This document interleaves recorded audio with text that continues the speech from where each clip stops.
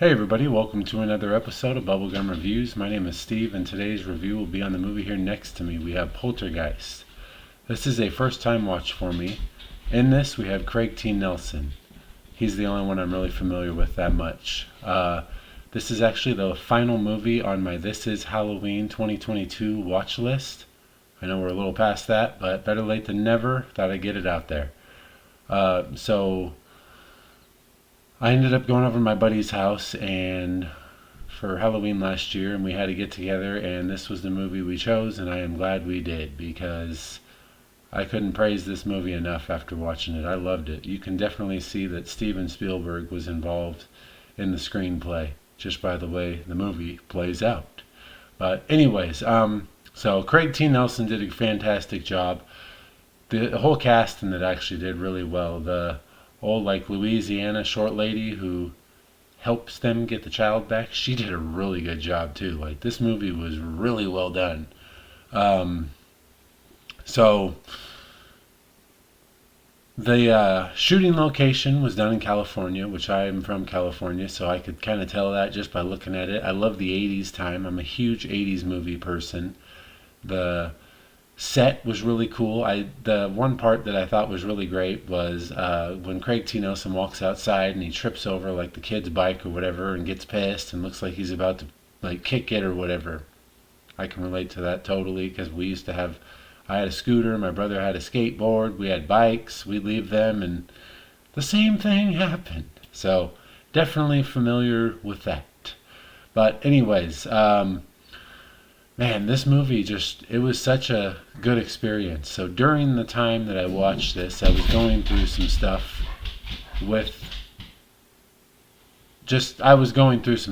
and somehow this movie just totally made me forget about it just long enough to actually enjoy this movie, and it was great. This movie was really well done.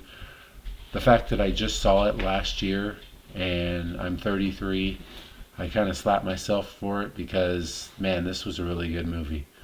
Anyways, the one thing I can say is don't buy your house on a burial ground.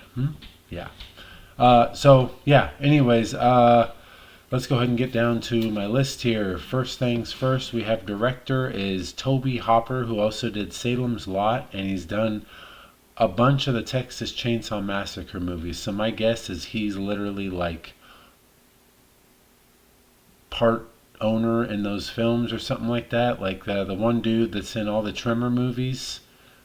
I think this is the same deal with that, but I'm not exactly sure. But he has done a lot of them. Music composer Jerry Goldsmith, who also has done stuff such as Rambo's, huge fan, and Total Recall, Arnold's best movie, in my opinion. One of them. I'm going to say best, actually. And then we have screenplay Steven Spielberg. Also did screenplays for Close Encounters and Jaws. So, all three of those, well, at least the second two are the last two are very, you should know who they are if you're a film person. IMDb gave this a 7.3 out of 10. Rotten Tomatoes gave it an 88%.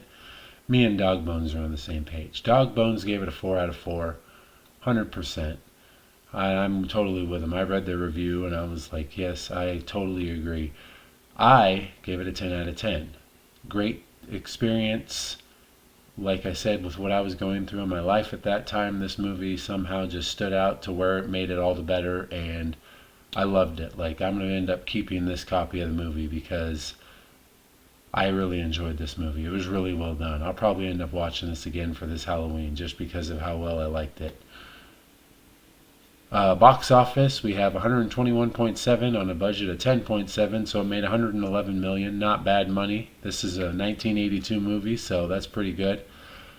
My interesting facts are, so Steven Spielberg as a child had some terrors of his own that were clowns and trees outside your window, and that's why he put those into this film, because of his own terrors that he had growing up. But that's all for that. You guys stay tuned.